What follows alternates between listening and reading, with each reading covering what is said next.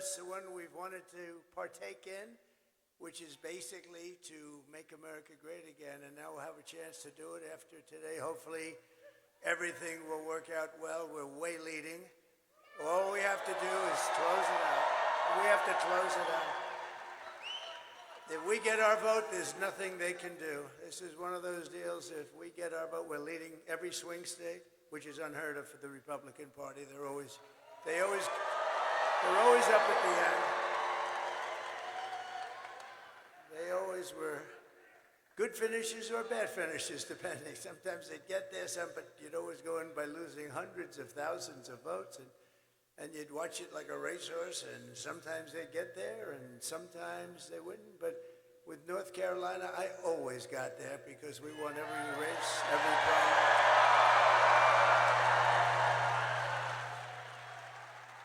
So essentially, they have an expression. I hate the expression, actually, but it's ours to lose. Does that make sense to you? It's ours to lose. If we get everybody out and vote, there's not a thing they can do. And if we don't, they have to get every person that ever signed anything in that horrendously dangerous party that's going to destroy our country. And it already is destroying our country. We just can't let that happen. We cannot let that happen. So here's my only purpose in even being here today. Get out and vote. You know that. I'm thrilled to be back in this beautiful state with thousands of proud, hardworking American patriots. That's what you are. You're patriots. You built this country. You built this country. But I'd like to begin by asking a very simple question.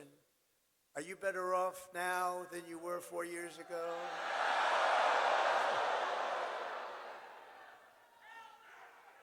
I've asked that question so many times. I've never had one hand go up for the other. With your vote tomorrow, I will end inflation. I will stop the invasion of criminals coming into our country.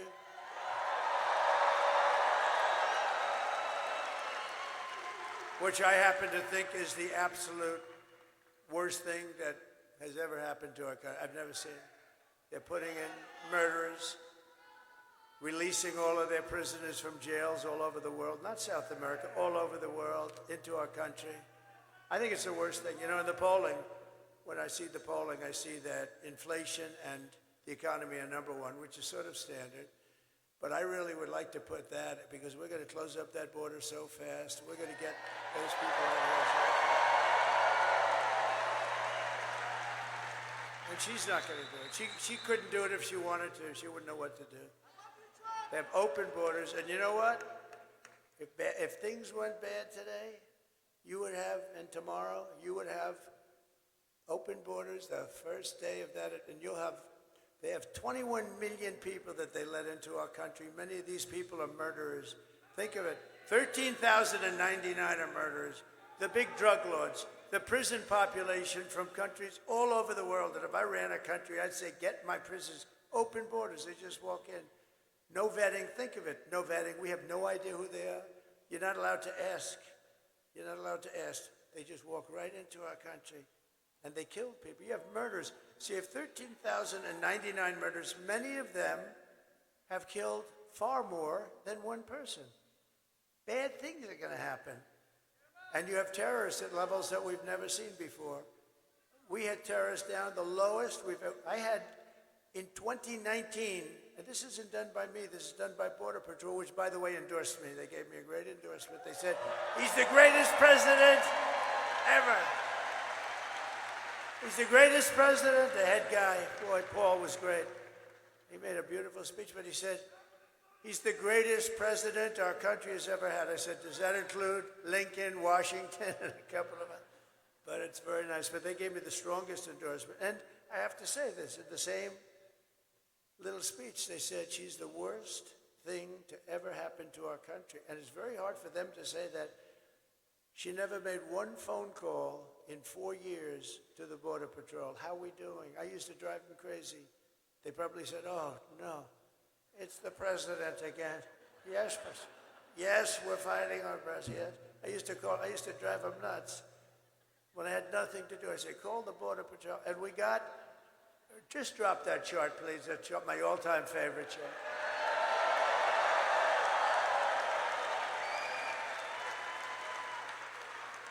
My all-time favorite chart. I love that chart.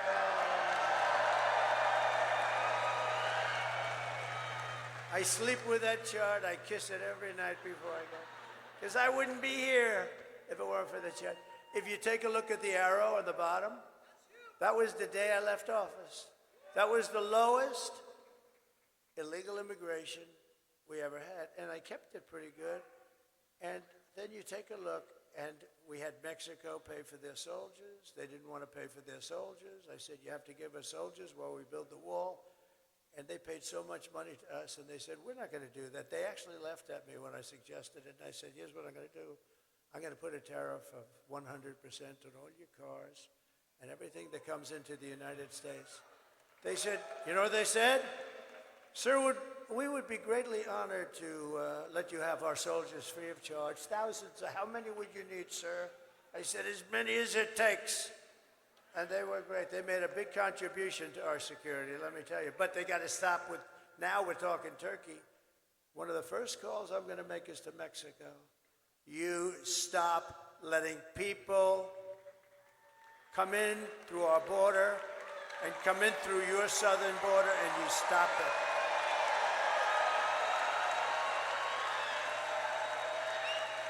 Because Mexico, and I had a great relationship with the president, but he retired now. He left. He's a good man. He was a socialist. You can't have everything, but he was a good man.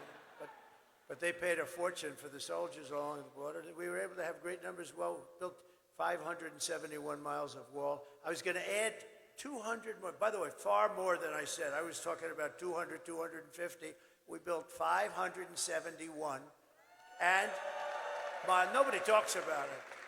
And you know what I did? Because we had a Congress that was not behaving, I said, I don't care. This is an invasion of our country. I'm taking it out of the military. And I took it out of the military because I gave them $725 billion. I say, congratulations, fellas, I'm taking out 10. What is it for, sir? It's called a wall because we're being invaded by Mexico.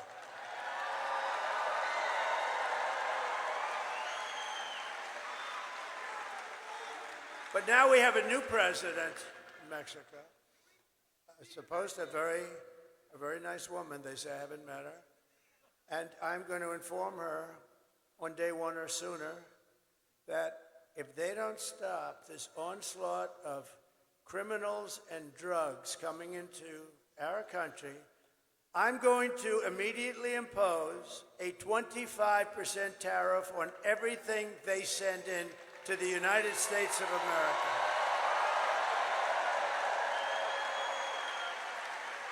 And the reason I delayed that, you're the first ones I've told it to. Congratulations, North Carolina.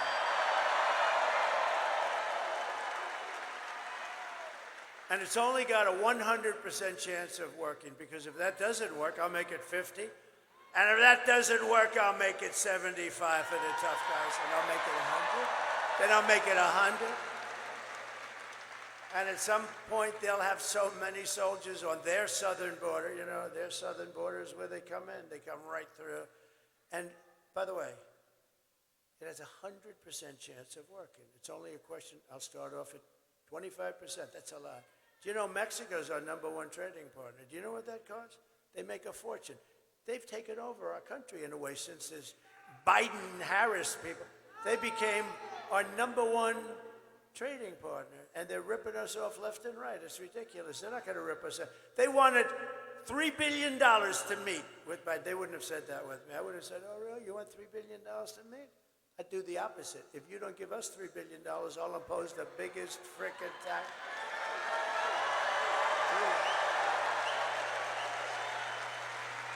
You know, I've never told you any of this, and I wanted to wait till the day because I don't want to have her.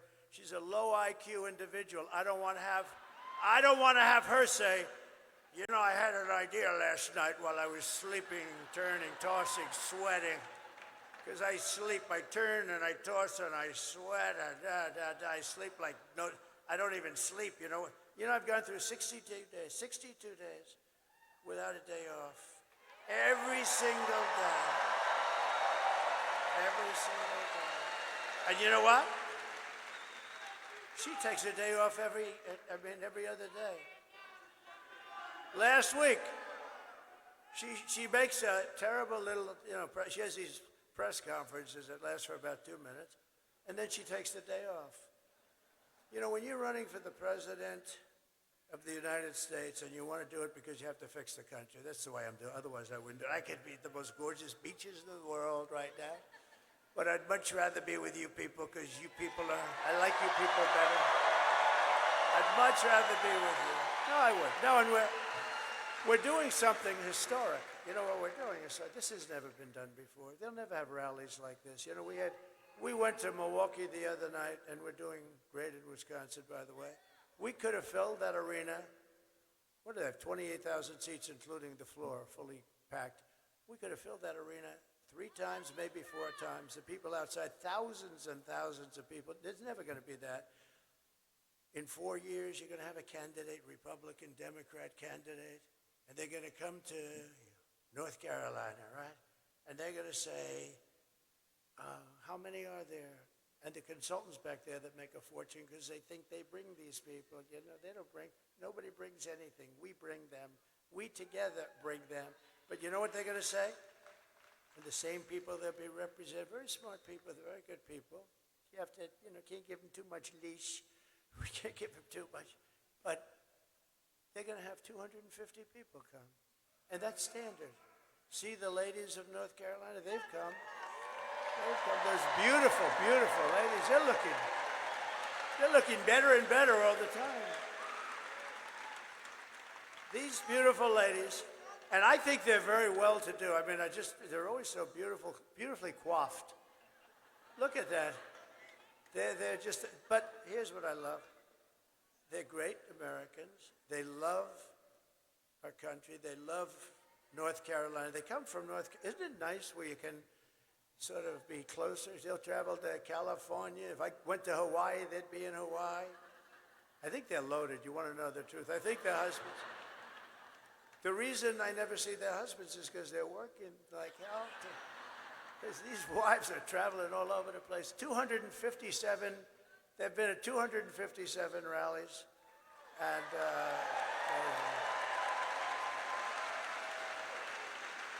their husbands are going to be so happy when this ends. But I don't want, and you know exactly what I'm saying, I didn't want to say this about what I'm going to do at the border. I stopped at the biggest auto plant in the world from being built on the border. China, and I have a lot of respect for China. Look, they're smart as hell. They get angry when I say it, the fake news. So, they're smart as hell. They're like playing chess and grandmasters against playing an average checker player and maybe a less than average checker player. The deals, when I came into office, I've never seen such bad deals with Japan, with China, with the worst trade deals. I actually said, there's only 2 reasons we could have deals so bad.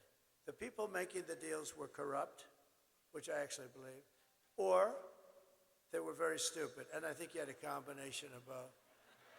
And we fixed a lot of those deals. We would have had them all fixed up, but then we had to fix COVID. But we had the greatest, think of it, we had the greatest economy in the history of our country, the greatest. We had the greatest border. That's done by Border Patrol. That's not a Trump special. That's done by Border Patrol, that lovely, gorgeous, I look at it, I get tears in my eyes.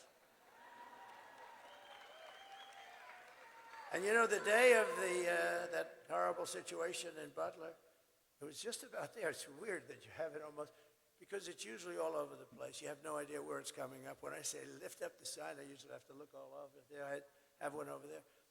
But that graph is so meaningful because but even if the numbers were bad, I would still kiss it just equally. But those are the best numbers in the history of the border. And then look, it was like an Elon Musk rocket ship went up. They announced they were going to open the borders. I thought they were kidding. I built 200 miles of rail, and this is what Border Patrol wanted. I wanted to have concrete plank like in a parking lot, straight up and down the air, but you wouldn't get vision. And concrete is not as strong in terms of steel. They have very strong specifications. They wanted to have steel, hardened steel, very hard to cut. Then they wanted to have very powerful, high-number concrete, so very hard concrete. And then they wanted to have rebar at the highest level of steel strength in the middle, because it's very hard to cut. It's like, it can be done if you're really good, but it's very hard. And then they wanted to have a anti-climb panel on top. I hate it. I hate the anti-climb. I said, I don't like it. It's so beautiful without that damn panel. I said, don't make me do that, sir. It's an anti-climb panel, and it's called that for a reason. And we actually had testers. We had two guys that climbed Mount Everest. I said they should qualify. But you know who the best were? We had drug runners. These guys are unbelievable. They went up that thing like it was nothing. Like with 75 pounds of drugs on their back. Drug runners. They were beating the Mount Everest. Well, it's a different profession after all. But they were right. That anti-climb panel stops them cold. They couldn't get over the anti-climb, so I said, let's do it. Let's do it. But we built 200 miles of additional, and all they had to do was put it up. The hard work was done. They were built, it was delivered, and the hard work was done. Highest specification. Cost more money than what I would have done, but what I would have done, they have acids that actually melt concrete. They have certain acids that you put down. Those planks would have come down very easy. These guys are ingenious. You know, if they would spend their brains on good, everything in the world would be nice. No, they're genius. The way they smuggle drugs into our country. You got to see the cars. They build cavities in engines. So you're inspecting a car. They have them in hubcaps that even if you take the hubcap, you can't find them. It's like a double hubcap. It's the craziest thing. If they would spend that genius on doing good for their country or for us, I mean, we would have no problem. I mean, it's really incredible.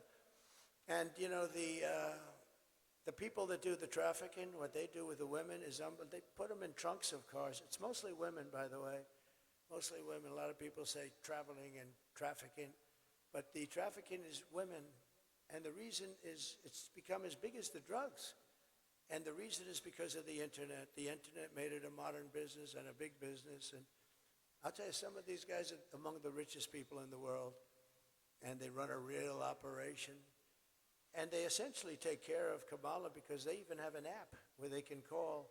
So they learn where they can drop people that they're putting into the country, where they can come through with drugs. They have an app. Can you believe you call an app? You're now a drug trafficker or a human trafficker, and you say, ding, ding, ding, hello? Where do I drop these people? Go about 7 miles up, and then go a mile left and just drop them at the opening in the gate. Okay, can you believe this? This is Kamala.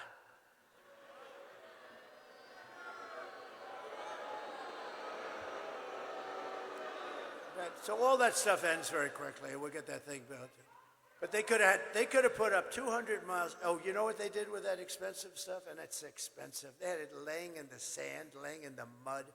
It was all there to be put up. All they had to do is flip it up. It goes like, they put it up real fast. 3 weeks.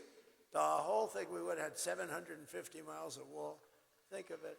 And boy, walls work. Walls work and wheels work. You know, they never get obsolete, right? The computers, in about 2 minutes, they're obsolete. And, but we have the best computer guy there is, right? We have Elon. And he loves it. And you know where Elon is right now? Elon is right now. He's in Pennsylvania campaigning because he thinks it's the single most important thing he's ever worked on. Elon Musk, and we want to thank him. He's an amazing guy. When I saw that rocket came down, when I saw that sucker come down, 22 stories, by the way. You know, people think it's like 5 feet high. It's 22 stories. That sucker's coming down, and it's those engines were blowing. He says it's all computers, you know. It's true. That thing, I said, oh, man, it's going to crash. No, dude, it's going right into the gantry, right? It's going to crash. And then the engines, the fire starts blowing, the bottom left, the whole bottom left is blowing, and it just pushed it up. And then it came down, and those two big arms, you saw the arms? They grabbed that thing like you grab your beautiful baby. See, I'd fight much better. Years ago, I would have said something else, but I've learned. You have to learn. I would have been a little bit more risque. Like you grab your child, and I put it in place, and I called Elon. I said, "Was that you?" "Yes." And he said, "That's genius." He said, "Yeah, it was a lot of brain power went into that." I said, "Why do you do that?" He said, "Well, we don't want to drop a ship in the ocean every time it goes, and you have to start all over. Those things cost billions of dollars." He said, "This way we save them." I said, "Can Russia do that?" "No." "Will they be able to?" "No, not for a long time." "What about China?" "No." You know, we opened up Space Command. We did the whole thing. If we didn't do that, we'd be way, way behind. Space Force. You know, Space Force. We got one of the many. We did so many things with the tax cuts, the regulation cuts, the right to try for those people that are terminally ill.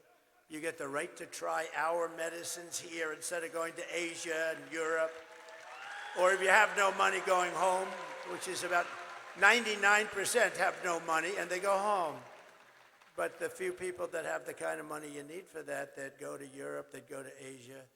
And we have the best labs in the world, and nobody ever talks about it. They tried to get it for 50 years. I got it done, passed through Congress.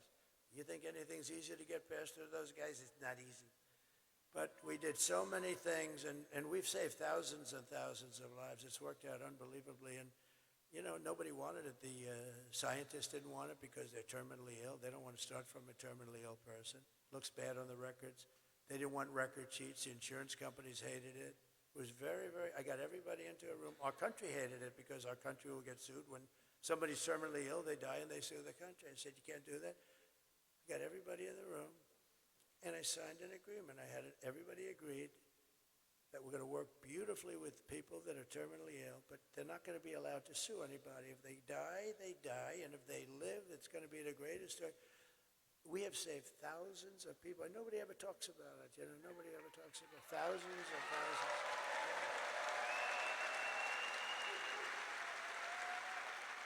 I mean, we have a person in this room who was saved by right to try. We're a space-age drug. They're doing things, but it takes a long time to get them approved, or they cut it in half. I cut that time in half. But the FDA takes 12 years sometimes to get something. And by the time it's approved, a lot of people are gone. So when they're terminally ill, we get them that drug right away. And they sign an agreement that I or my family will not ever, for any reason and under any circumstance, sue the United States government, such and such a drug maker, such and such a lab, Dr. Schwartz, Dr. Jones. We will not sue anybody. We just want to get better. That's all it says. Pretty good, right? That's pretty good for only a semi-non-lawyer. But that's essentially what it says. And, you know, the funny thing is the ones that were most against it were the drug companies and the labs. We have the greatest labs in the world. What we're doing, space-age things, and we got it started. It was dying on the limb before I came along. Well, NASA was dead. When I came along, all you're seeing with the space, and NASA was dead. NASA had grass growing out of its runways. The runway, I mean, they had, every time there was a crack, you had grass. This place was dead. Now it's the most vibrant center anywhere in the world. All of their centers, it's vibrant, and Elon brought it back, and the people at NASA are doing a great job. They're all working together. But we brought it back. And ultimately, we want to go to Mars and all, but what I want it for is defense. And Russia and China were killing us in space, and space is so important. It's going to end up being maybe, I don't want to say more important than the Marines, because they'll never speak to me again, but I'll tell you what, it is going to be right up there in terms of importance. It's important. If we didn't have it, we were being lapped by China. They have stuff up there. And Russia, even though they're a little bit busy killing a lot of people, a war that would have never taken place. Zero chance. I'd speak to Vladimir Putin a lot. It was the apple of his eye. Don't do it. Don't do it. I mean, I closed up his pipeline. It was dead. Nord Stream 2. Biden came in and he allowed it to go. But he closed up the Keystone XL pipeline. Think of that. I said, no, Joe, you got it wrong. You let Keystone go forward and you close up the Russian pipeline. But he did the opposite. And then they said, oh, Trump loves Russia. Trump loves Russia. It's the biggest project they've ever had. I'd close it up. Then he came in. The first day he was there, he let him build it. So what is that? Oh, that sounds so cute. I love dogs. I love dogs.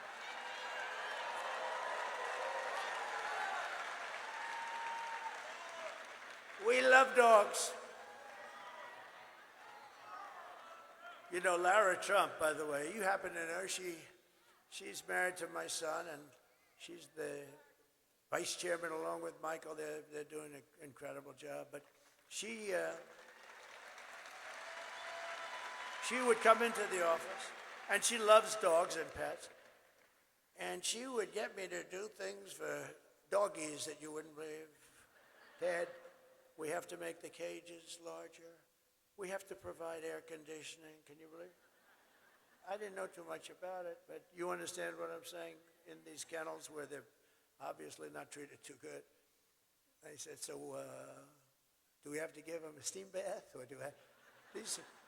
No, she was very, very strong, and I listened to her when she talks, I listen. But Laura was so incredible. As you know, she was born in North Carolina, lived here his whole life.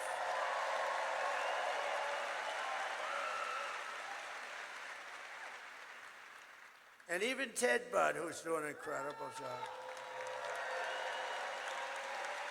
And I said, Ted, run for the Senate. And he said, I'll do it, but I'm only going to do it if Laura's not going to run. Is that right? He said, I'm only doing it if Laura. And she said, you know, I've devoted so much time, and I'm raising these beautiful children. And I have a great husband, and you know, and Ted is great. She said that. She said, you have a great guy in Ted, very nice. But he did say that, and you know, a lot of people would say they'll bull through. Nobody would have had a chance.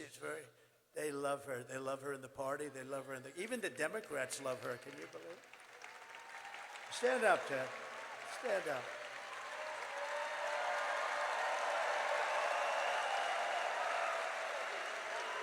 And he's doing a great job, but I thought that was really nice. And she knew he would do a great job.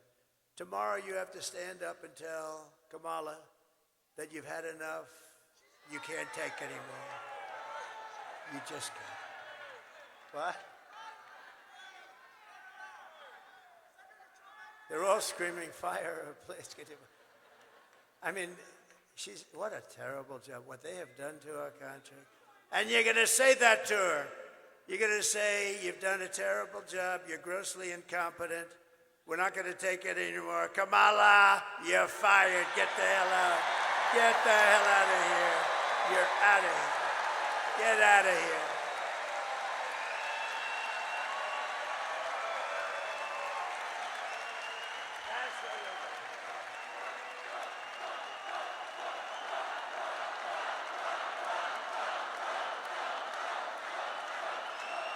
Thank you very much. So with your vote, we're going to win North Carolina, we're going to defeat Kamala, and we're going to make America great again. I hope you don't mind that entire opening, you know, I was going to get out of here fast. I'm doing 4 of these things today. They're big. And the voice is holding up just about barely. But I had to express it. You have been a very special group to me because I've won I've never lost a primary. I've never lost. In North Carolina, I've won everything. I won those elections. I've made all these friends.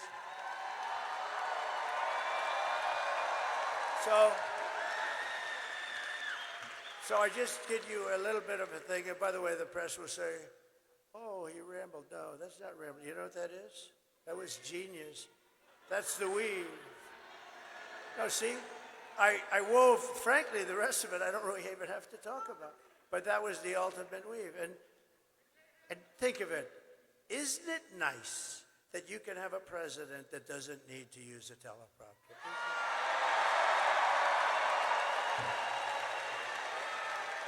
Isn't it nice?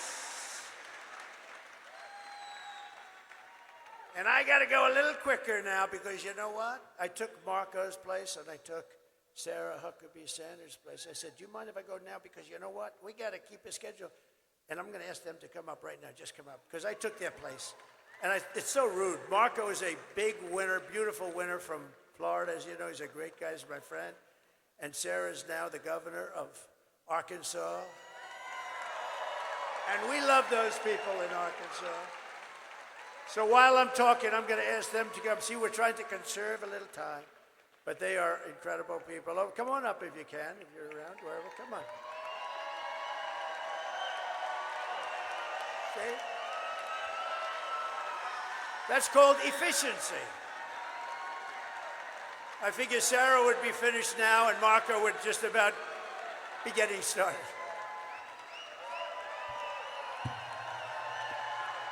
Two great friends, two very talented. No, but I figured Sarah would just about now be finishing and Marco would be starting. And you know, he's a great speaker. They're both great speakers. They speak for a long time. And I'd be sitting in the back. I'd say, get them off the stage now. So they were so nice. And I'm going to just ask them to each say a little bit. And we're then going to make our next stop. Come on. Thank you, sir. Good morning. It is an honor to share the stage with America's best and favorite president. And soon to be our next president again. We know we've never had a president who fights more, who fights harder, and loves this country the way that Donald J. Trump does, and that's why we need him back in the White House.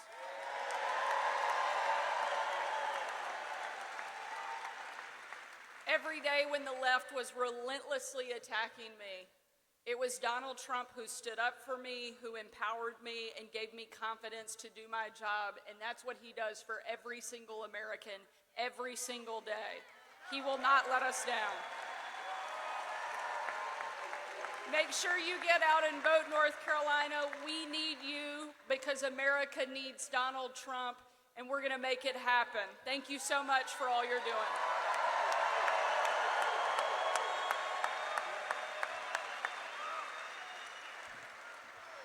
We took, thank you. Thank you. Thank you. Wow. Unfortunately, our country took a wrong turn 4 years ago, and now we're stuck in a malaise. Everything is bad news. Our border is broken. We're not respected in the world. Hardworking men and women have been forgotten and left behind. Our allies don't trust us, and our enemies don't fear us. We are tired of living in a country that is no longer dreaming big, but that is going to change tomorrow, and you're going to help change it.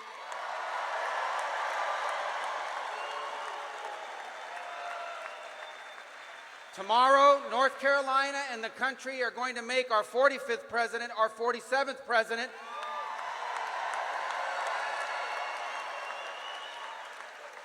And with Donald Trump back in the White House, together we will dream big again for this country.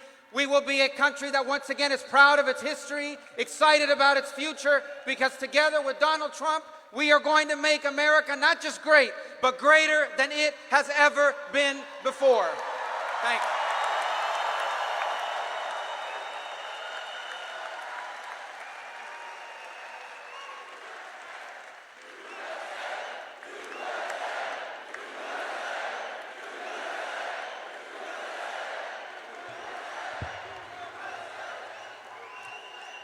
Okay, so they both did better. If they stood up here and spoke each for half an hour, what they just did was better and appreciated and brings us a little bit into schedule.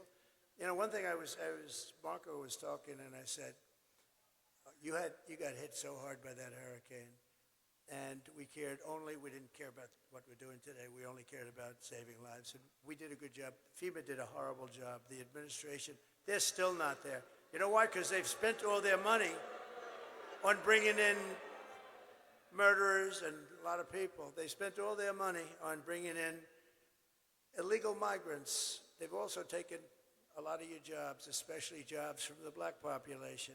But think of this. When I started having to think about North Carolina a little bit in terms of a thing called the election, I said to our people back there, who've been fantastic, Chris, Susie, everybody, I said, you know, we got a problem because North Carolina is reliable for me. I mean, I've never lost there. Never lost. And I don't think we're going to start now. I don't think. I've never lost there. We have a beautiful lead right now in early voting. You know, last time I wasn't leading, and the first, I won it twice, but I was way behind. In fact, I went to my people. I said, hey, man, I'm like way behind here. What's going on, Michael? Right?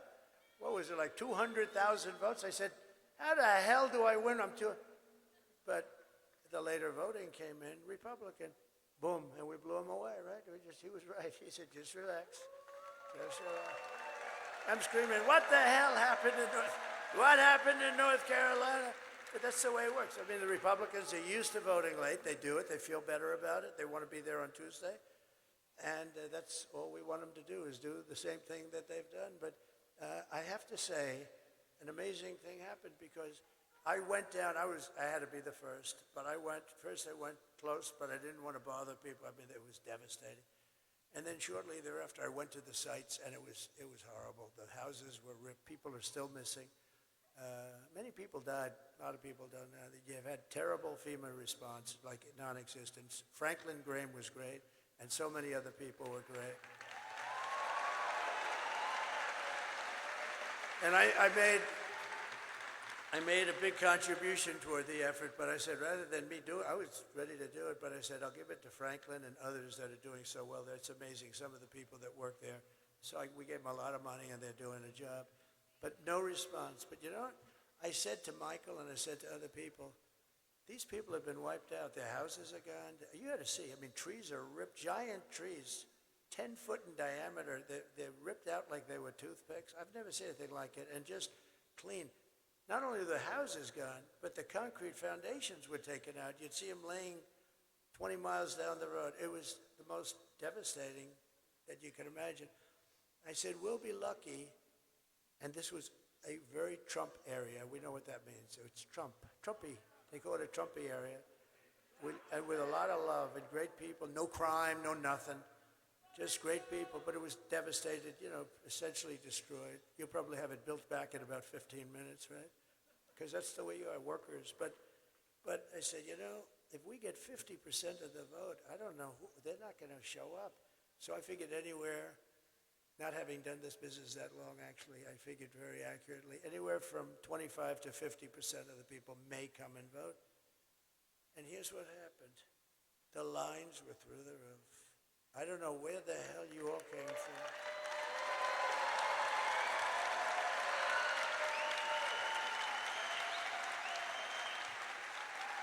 We had a man and woman standing in line, good-looking couple, but the man's shirt had mud on it, and the woman was cloaked. I mean, it was, I said, man, look at this. And they're standing in line, getting ready to vote, and it was a long line, too. And you broke the all-time record for North Carolina early voting, right? I've never seen anything. I've never seen it. So we love you. Look, this is why our country's great, and it's people like you. It's really, really amazing. Over the past 4 years, Kamala has orchestrated the most egregious betrayal that any leader in American history has ever inflicted upon its people.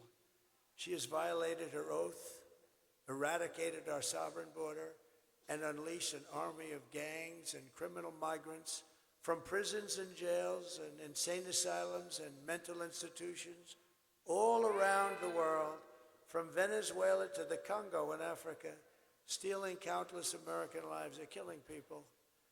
They're killing people at will. Only days ago, an illegal alien from North, and this was a rough one.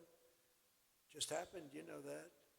An illegal alien from North Africa who Kamala let into our country with her horrendous open border just a dangerous, horrendous situation, traveled to a Jewish neighborhood in Chicago and tried to execute a Jewish man on the street, shooting him in the back as he walked to synagogue. He then opened fire on police and paramedics, shooting an ambulance before police returned fire and ended his rampage fairly quickly. Our police, and by the way, our police have got to be respected. We have to give their dignity back. We can't take their pensions, their house, their family. They want to stop crime. We have to let them stop crime. We have to give them their dignity and their honor back. In July, an illegal alien who Kamala released into our country again with her open border, just walk right through, sir. Did he do anything wrong? And they could look, the guys from ICE, they're great, and they could look at somebody and say, they can say where he's from, what he did, how many people did he kill, and they don't like what they're doing. They have a much easier job doing what they're doing right now, but they want to stop people, or they want to get them out, or they want to put them in jail. Some are so bad you can't actually let out. If you did, it would actually be dangerous just to bring them back to their countries. Their countries weren't accepting them back until I came. With Barack Hussein Obama, I call him the Great Divider. He's the Great Divider. And he hit, and Michelle hit me. I was so nice to her.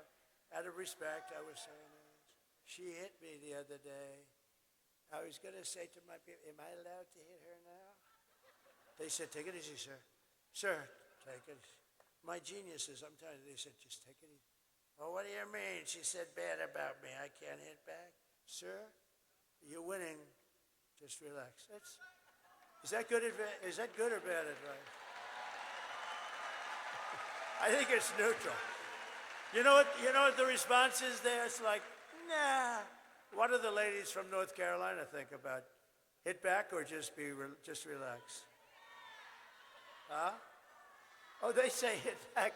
You say hit back. I'd actually love to hit back, but we'll hold it a little while. We'll hold it. I'd love to hit back, but oh, no, she took some shots at me the other day. I said, whoa, what have we here? I'd never heard that before. I've always treated her very nicely. But he's the great divider, Barack Hussein Obama. He's a great divider. But he never did, he came out same way for Hillary. How did that work out? Oh. And here's news, it's breaking today. Sleepy Joe Biden has announced officially that he likes Trump more than he likes Kamala.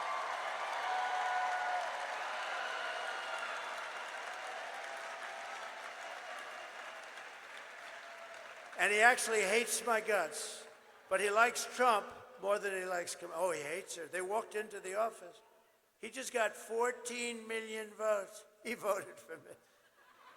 That's one of the ladies from North Carolina. He voted for me. She said he voted for me. He probably did, Being interesting, they got to follow him in with a camera. Why not? They spied on my campaign, right? So why the hell couldn't you do that? But Sleepy Joe said, I don't want to leave. You're leaving, Joe. This was crazy, Nancy. She's such a bad one. She's already plotting a move to try and impeach him. She's a bad, sick woman. She's crazy as a bedbug.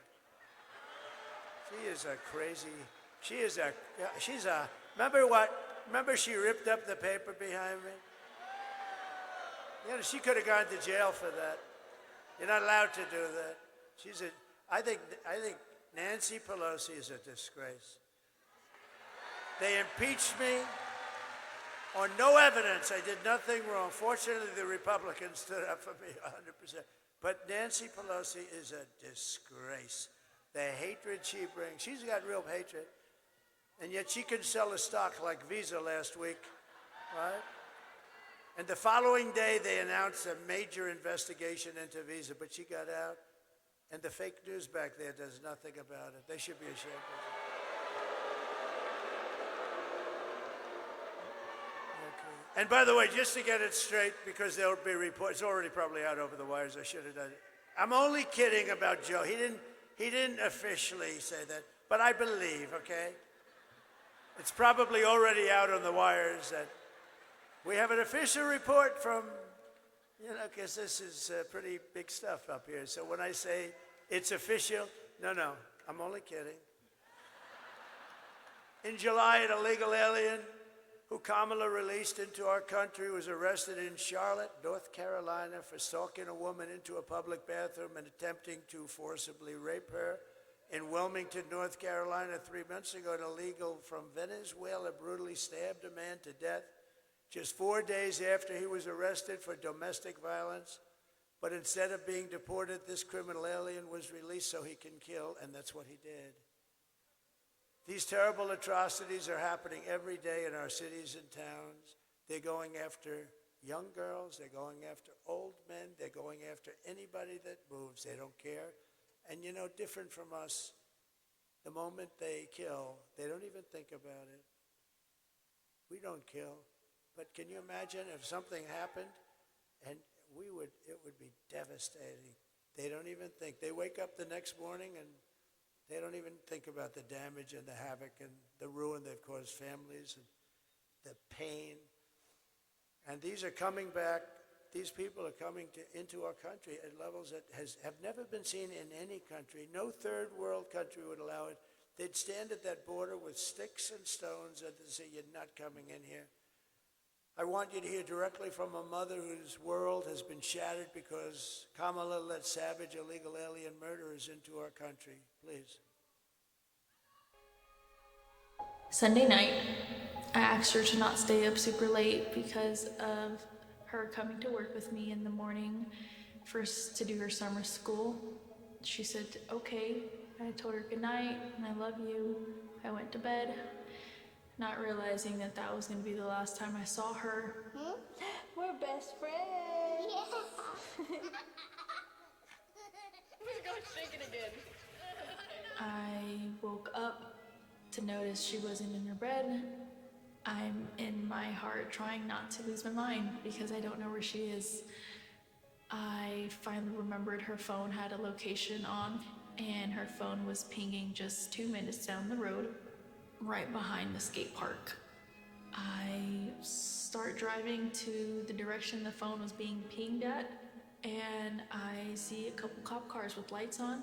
I see yellow tape, and immediately my heart drops and sinks to the bottom of my stomach. My daughter's hands and ankles were both bound.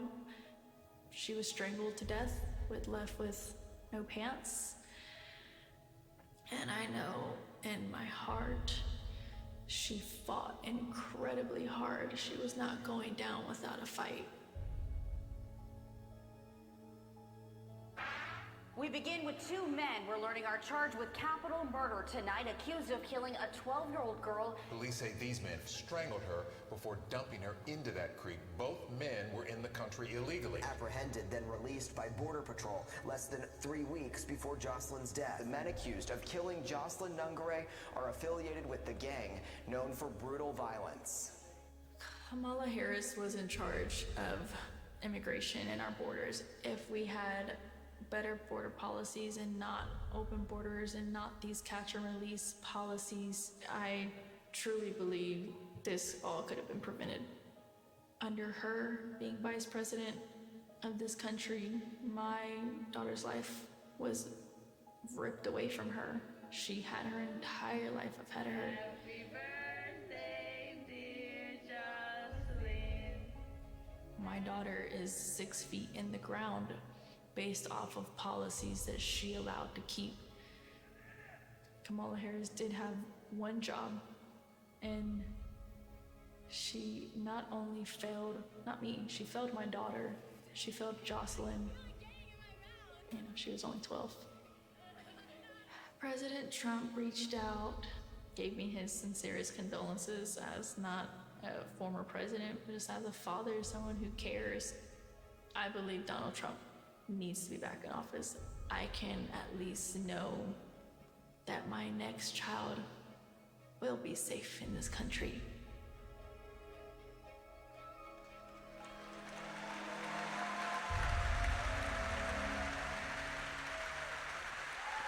Very sad. That was a few days ago that we had the news announcement, and it was the day when the Border Patrol endorsed me so strongly, and I was so honored by it.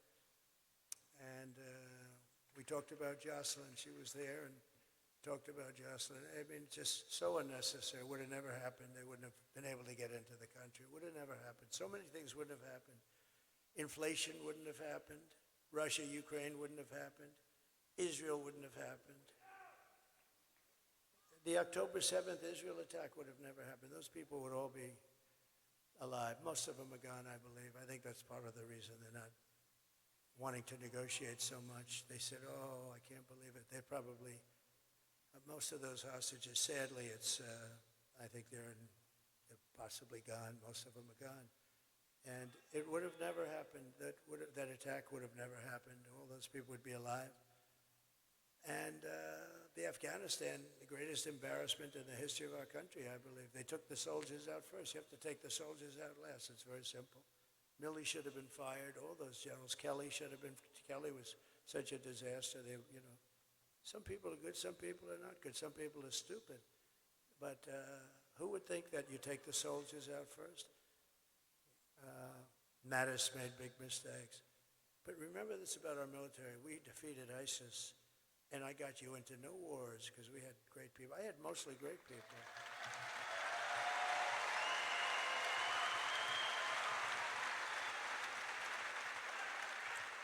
We had mostly great people. And when I went to Washington, I didn't know anybody. I was a New York guy. I was only there 17 times, according to the media. And I went to Washington, and, I said, listen, I just became president, but I don't know anybody. And you rely on very good people. Some are rhinos, and they're decent rhinos too, but they give you rhinos back. And we don't like the rhinos. We don't think they do the job properly. But we did a phenomenal job. I just want to say that the day that I take office, the migrant invasion ends and the restoration of our country begins. The United States is now an occupied country, but it will soon be an occupied country no longer. November 5th, 2024 will be Liberation Day in America.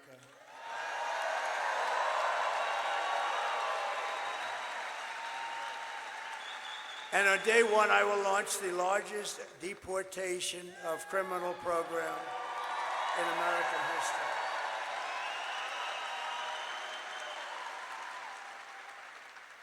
And a president named Dwight Eisenhower, a great general, a better president than people were saying, actually.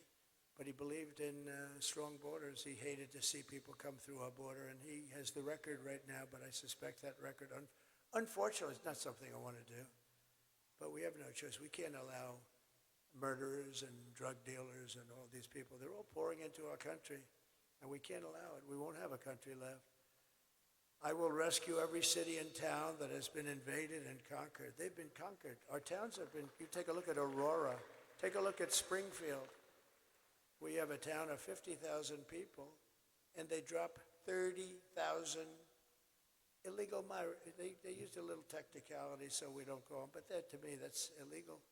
In any event, there's no way a town can subsist. You have hospitals where people who go for a checkup can't get checkups anymore. The whole place is being flooded. And they come from largely a troubled country, a very troubled country, very dangerous country, but a very troubled country. And they have another little problem. They don't speak a word of English, so the mayor, who's a nice guy, is looking for interpreters. This isn't what we're all about.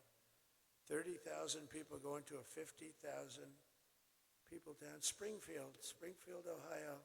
No problems. We had a beautiful, beautiful little town, and now it's horrible. And this is happening all over. Those are examples. Aurora, in Colorado, you have a radical left lunatic governor that has no idea what the hell he's doing. And Colorado should vote for me because of what they put me through. They tried to take me off the ballot when I was leading both the Republican and Democrat parties. And it went to the Supreme Court of the United States, and in a unanimous decision, they say, I'm sorry, you're going to have to beat them at the polls, you know? You're going to have to beat them at the polls. And hopefully they're not going to be able to do that. And the people of Colorado, you know who is more angry about that than the Republicans? The Democrats, the regular Democrats. And I think we have a chance of, I hope that Colorado's watching now, and I think we have a chance of winning Colorado because of what they did. That was, you talk about democracy. That was a threat to democracy. See, that was a real threat to democracy. And we will put the vicious and bloodthirsty criminals in a jail. We'll kick them out of the country. We'll take care of it. But to expedite removals of Tren de Aragua and other savage gangs like MS-13. We have a lot of gangs. They're bad ones. They're tough people. Thank goodness we have ICE and Border Patrol, and we have great law enforcement. We have great law enforcement.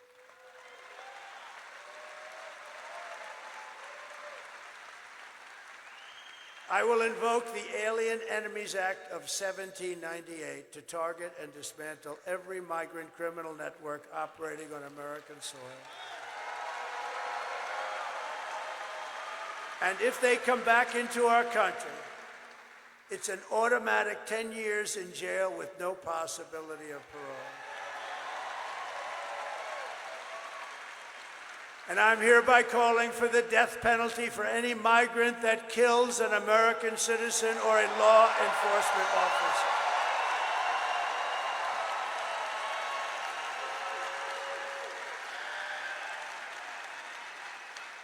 And I will immediately ban all sanctuary cities. They're sanctuary for criminals in the United States of America. And to secure our border and working along with all of the things we're going to be doing, we are going to rescue our economy. 4 years of Kamala has delivered nothing but economic hell for our American workers. Her inflation disaster has made life unaffordable and cost families over $30,000 in higher prices. And just days ago, we had the worst jobs report in modern history. Do you know that? I looked up, I said, thank you. Because they tried to hold it. They tried not to put the report out. Kamala said, don't put that report, it'll cost me the election. But the problem is the fake news doesn't want to report on it. So usually you're hearing 200,000 jobs, 300,000, sometimes like 4. We had the best numbers people have ever seen. But usually you're looking at a lot of, hundreds of thousands of jobs. Routinely, it's expanding, and 12,000 jobs were created. That's a depression. 12,000 jobs were created. But that's the good news. 30,000 private sector jobs were killed in a single month. Nearly 100,000 manufacturing jobs have been wiped out since the start of this year. 150,000 Americans joined the unemployment rolls in October. This is in 1 month. I always said I would never want to have a thing like this happen. And I've been saying it's going to happen because of what they're doing, because they know nothing about economics or business, or honestly, they're stupid people. We have stupid people leading our nation.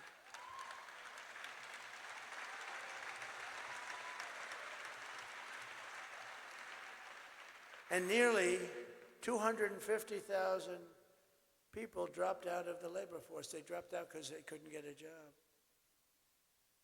And can you imagine that? Can you imagine? These are the numbers, and they don't want to talk about it, but that's okay.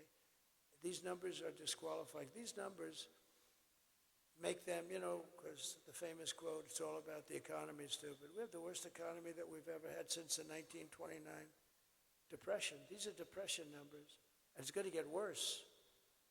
But see, they'll blame it on me. She just said, they'll blame it on me. But you see, that's what I didn't want. I didn't want to be sworn in and then have these numbers come then. I said, I hope it comes before I go into office. Otherwise, I'll get blamed. I didn't want to be a certain president. Thank you. I didn't want to be a certain president that had to preside over. He got into office, and it all crashed down. People jumping off buildings. It all came. This is This is the beginning. Just remember this. This was an important date last week, the end of last week, remember? That was a very important time. Just think, a few months ago, they fraudulently claimed 818,000 jobs were created. 818,000, and it was a fraud. When in fact, there were no jobs that were created. It was all a lie, and they thought they'd be able to get away with it through the election, but there was a whistleblower, and the whistleblower couldn't stand what they were doing and blew the whistle on them, and they got caught.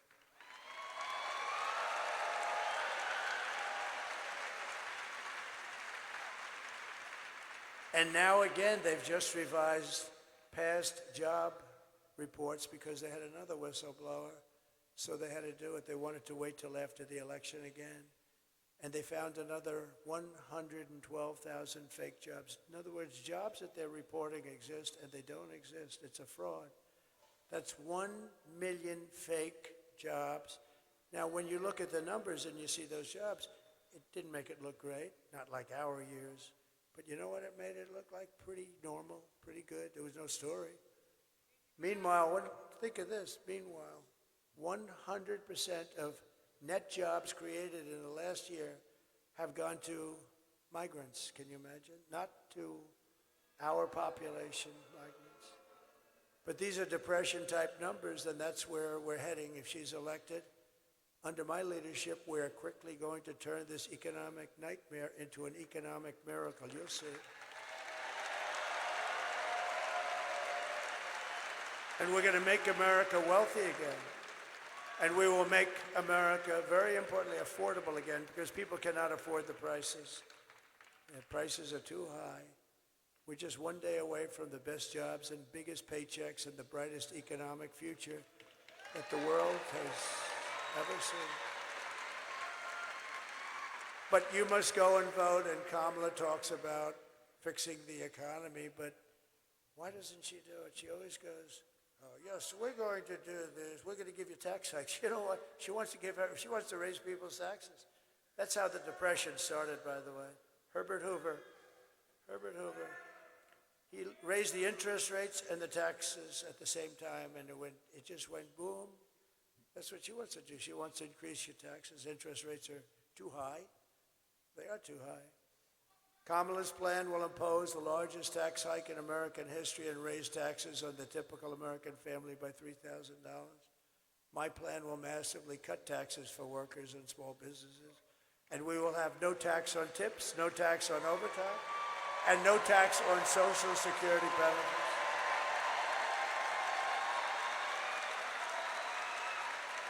To rapidly reduce inflation, I will end Kamala's war on American energy, and we will drill, baby, drill. We're going to drill. Right? Yeah. And I will cut your energy prices. You have very high energy prices, I have to say. You have high energy prices, and you don't have FEMA. Those people, they better get that FEMA here fast. But we're going to, on January 20th, you'll see a whole different, just tell everybody to sit back, relax. January 20th, you'll see people come in and help you out like we did in the past. We had great FEMA. We had a lot of hurricanes. We helped Puerto Rico more than anybody. I mean, Puerto Rico was, we helped them so much. They love me and I love them. Puerto Rico, see, she loves me. She loves me and I love her too, actually. No, we had great FEMA. We helped Puerto Rico and other places, but at levels nobody ever saw before. We got in there. We sent hospital ships. We sent everything. They got hit hard. Puerto Rico got really hit hard, a lot. They still do. And I'll cut your energy prices in one half. We have more liquid gold than any country. Russia, Saudi Arabia, right there. It's under your feet. We're going to cut your energy prices by 50%. And when that happens, everything else is going to come down. That's what brought it up.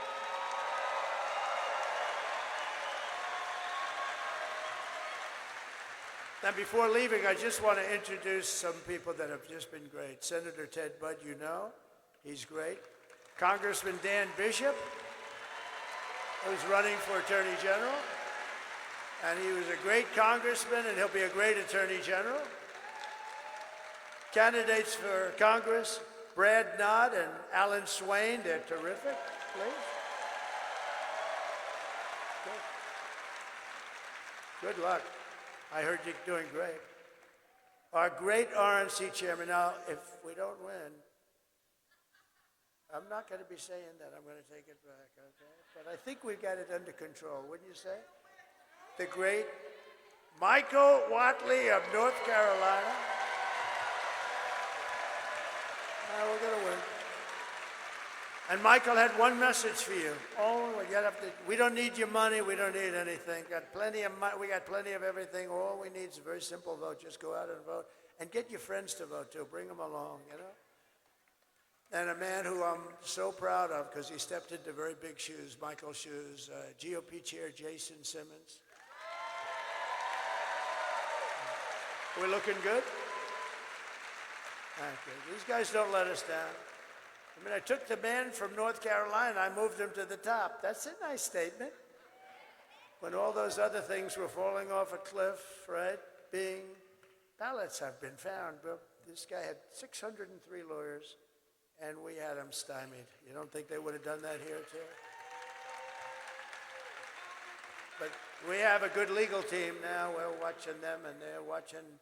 They don't know what. I think they're very upset at what we've done. But Michael has really established some power to all we want. And we don't want any. We just want a fair election. That's all we want, you know. A friend of mine and former acting Attorney General Matt Whitaker. Thank you very much.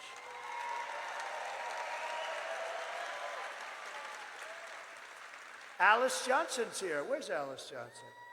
Oh, look at my beautiful. Somebody came in to see me. They said, there's a woman that's been in jail for 22 years. This is approximately, but like around that number. A beautiful woman, a great woman. Everyone in prison loves her. She's like the person that everybody, she's a high quality. And how much longer does she have to stay? Another 28 years. She's been there for 22 years. The model prisoner, and people called me about her, I've been hearing about her. And what happened was amazing. I checked it out. I said, wow, that's a hell of a big sentence for doing what people do now when they don't even get fined, right? So she's in there for 22 years. So I got her out of prison. I said, I'm doing it.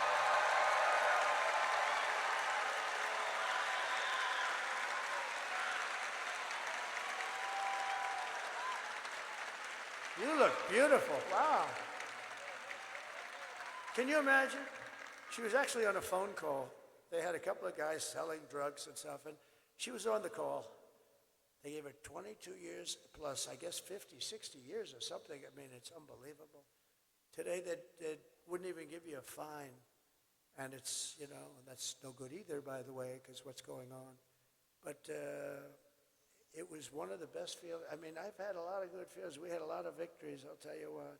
But that was one of the really good feelings getting. And then I said to Alice, she came into the White House, said, how many people are like you in prison? In your prison, big prison. She said, many, sir. I said, really? Are they all that way? Are they? No, sir. And that was a good answer because I knew they weren't, you know. If she would have said yes, then I would have said, well, you gave me the right answer. You don't know it. But she said, many, many great people. I said, give me a list of your top 25 or 30 or 50 or 10, whatever it is. Give me a list of really good people who shouldn't be there. And she gave me a list, and we got every one of them out immediately, right? Right?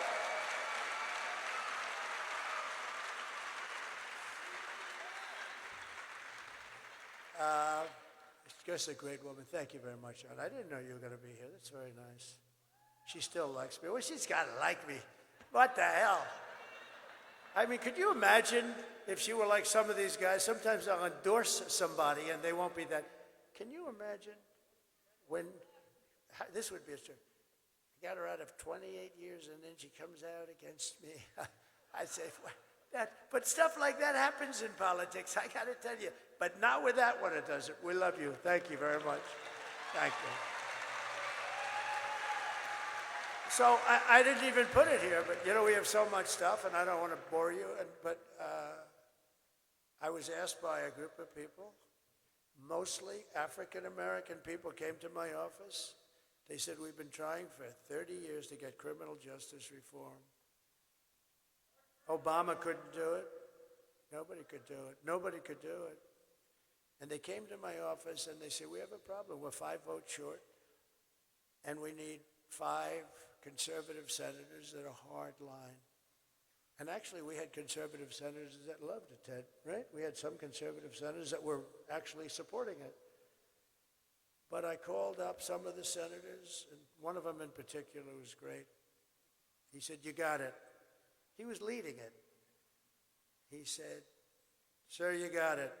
I said, I got what? I haven't even asked you a question yet. You're calling about criminal justice reform. And I'm the one that's leading against it, right? But you got it. Because if it wasn't for you, I wouldn't even be a senator. And if you feel that way, I'm giving it to you. That's the way it was. I got 5 guys in 10 minutes.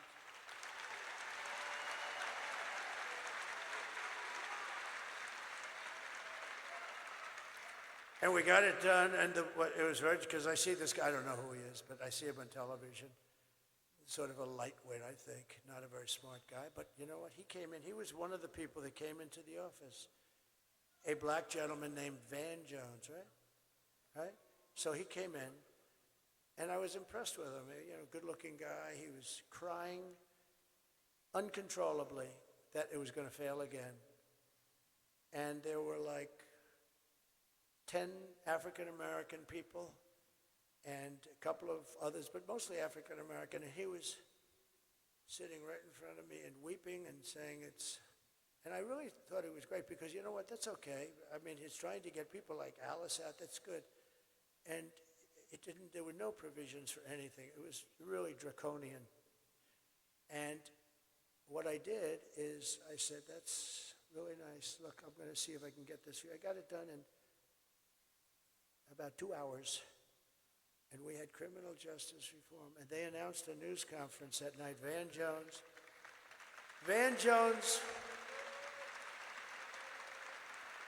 who I don't know.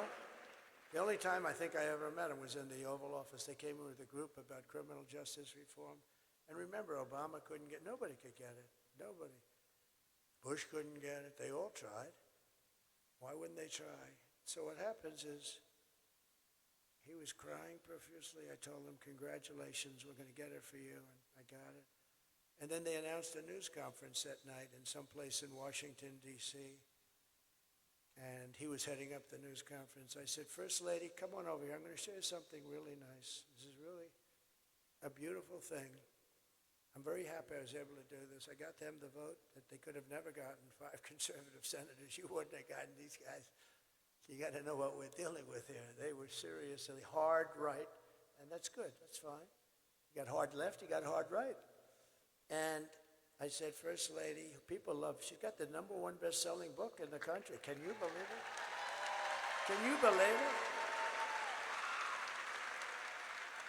I wouldn't have even said that except I read it, and it's really good.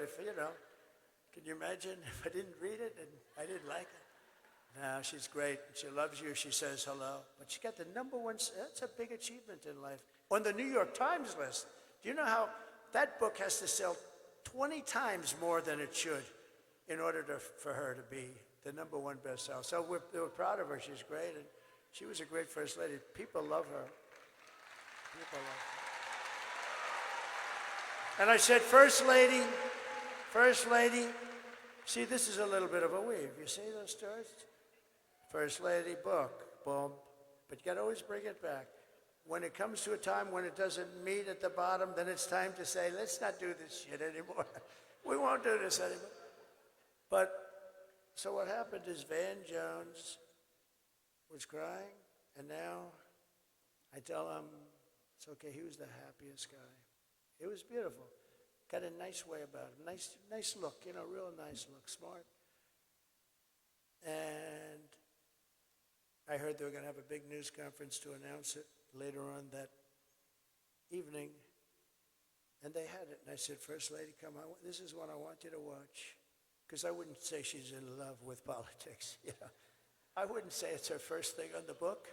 She's not in love with politics. She said, it's a very unfair situation, but I said, welcome to politics, right? But she's been so popular. She's raised so much money for people with Be Best. So I said, listen, you got to watch this. So we sat down and we were watching the news conference opened, and Van Jones was introducing everybody that I never heard of any of them. I want to thank this one. I want to thank that one. I want to thank Al Sharpton. The guy had nothing to do with it. Nothing. He had nothing. It was just a con job. I've known Al for a long time. It's just a con job. So I want to thank Al Sharpton. He wants to thank all these people. I never met any of them. Some were names. He was thanking Democrat senators that opposed it. He was thanking everybody. And before it started, I said, honey, look, we're human. I said, baby, wait till you hear the nice things he says about me. It's unbelievable. It's going to be unbelievable. So come here, because this is really bringing the country together. So she said, oh, that's nice. So we sat and watched. And after announcing the first 10 or 12 names, she looks at me. Do you think he's going to say anything about you? Yeah, I think so. Maybe he's saving it for the end. You saved the best for last. He went through so many names, and he never mentioned my names. He never mentioned my name, and every time I see that guy, not that I needed it, I get enough publicity, but can you imagine that? And then they wonder about why you don't bring people together. Van Jones went through so many names that night. They were up on the stage with him. And it was only done because of a guy named Donald J. Trump. And I just thought, you know, I haven't related that story. But little things like, now I'm relieved I don't have to carry around that story. But all I know is that our beautiful Alice Johnson is out of prison, and she should have never been there for that kind of a thing, or certainly not for very long. We love you, Alice. It's great that you're there. We'll always be your friend. And just quickly, I want to also thank Steve Witkoff. He's here. He's a friend of mine. He's been traveling with me. He's one of the most successful developers, and he gave a lot of money to Franklin Graham also. I want to tell you that. So Steve Witkoff, wherever Steve is.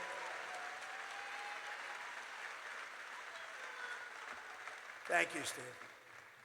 And Howard Lutnick is, along with an unbelievable woman, Linda McMahon, heading up transition. And they're going to do a great job. He's got a great story. He's been a very successful person, but he had to rebuild his firm because of the attack on the World Trade Center. He lost his entire firm and then rebuilt it bigger, better, stronger, and he gave a big portion of the proceeds to the people that were killed. He lost the top 3 floors of the building. He was on his firm.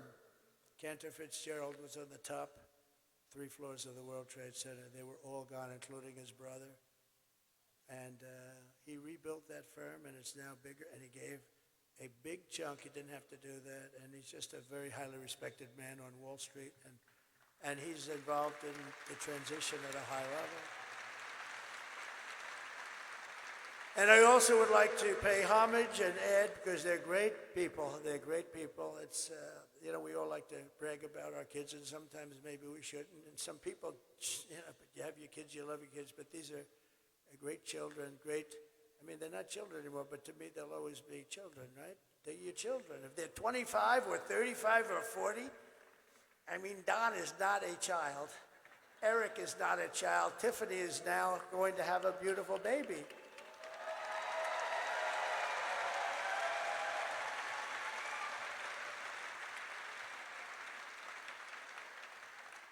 And I want to, Ivanka called me a little while ago. She sends her love to everybody. She's terrific.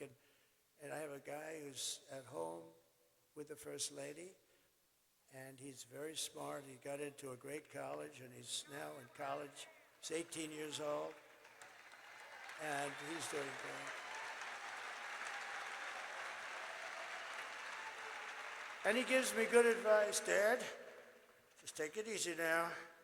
You just take it easy, Dad, all right? You don't have to go too much here. He gives me good advice. He's very wise. And I also, Michael Boulos, who's fantastic. His family is fantastic, and that's it.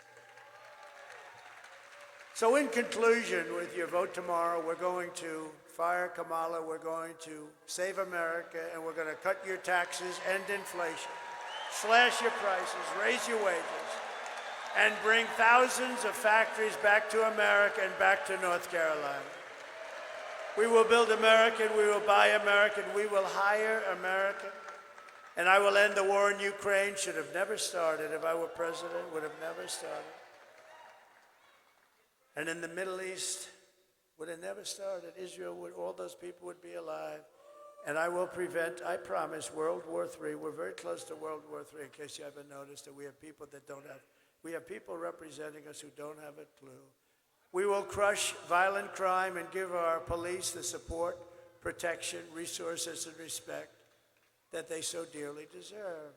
We will strengthen and modernize our military. We will build a missile defense shield over our country made in the USA.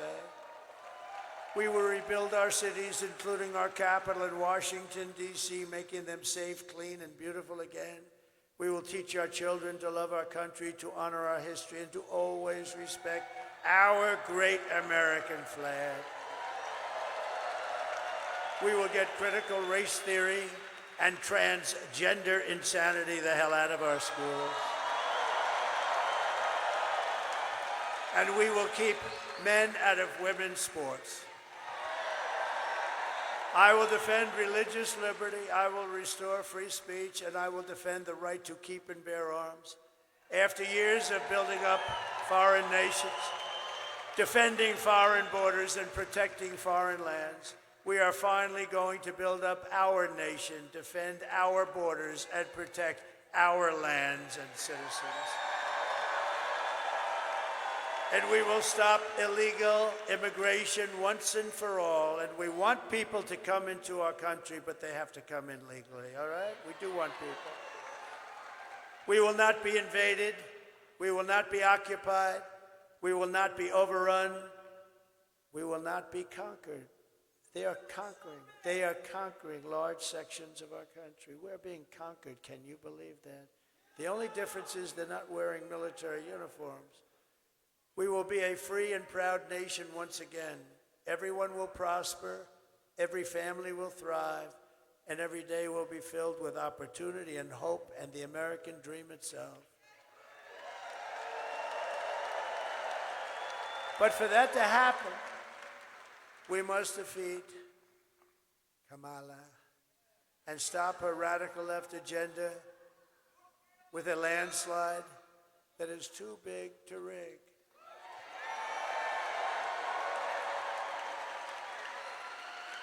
Kamala destroyed perhaps the greatest city in our nation, San Francisco. It's an embarrassment what's happened to San Francisco. We're not going to let her destroy our country. So all I need is for you to get out and vote. For the past 9 years, we have been fighting against the most sinister and corrupt forces on earth. We have together, all of us together. With your vote in this election, you can show them once and for all that this nation does not belong to them. This nation belongs to you. It belongs to you. Because it was the hard-working patriots like you who built this country, and tomorrow it is the hard-working patriots like you who are going to save our country.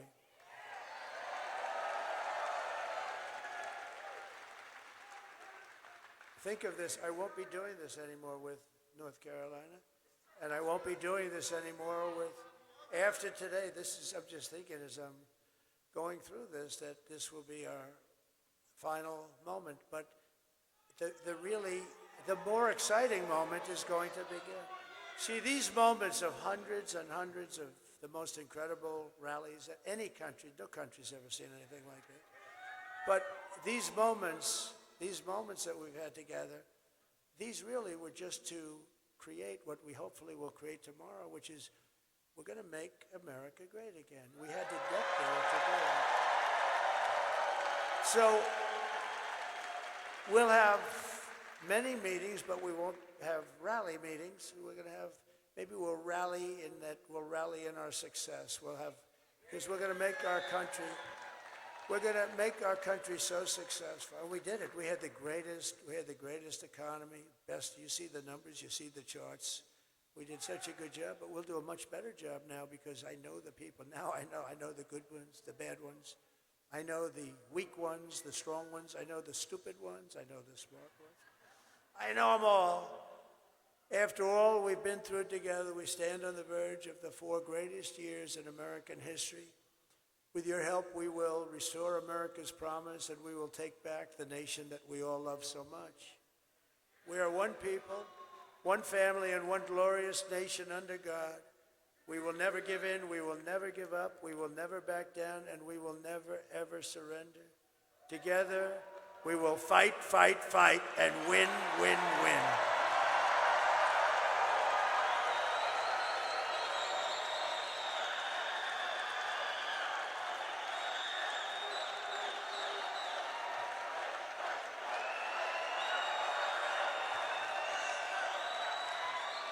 November 5th will be the most important day in the history of our country. We're going to save our country. We're going to turn our country around, and we're going to do it quickly. And together we will make America powerful again. We will make America wealthy again. We will make America healthy again. We will make America strong again. We will make America proud again. We will make America safe again. And we will make America great again. Thank you, North Carolina. Go out and vote.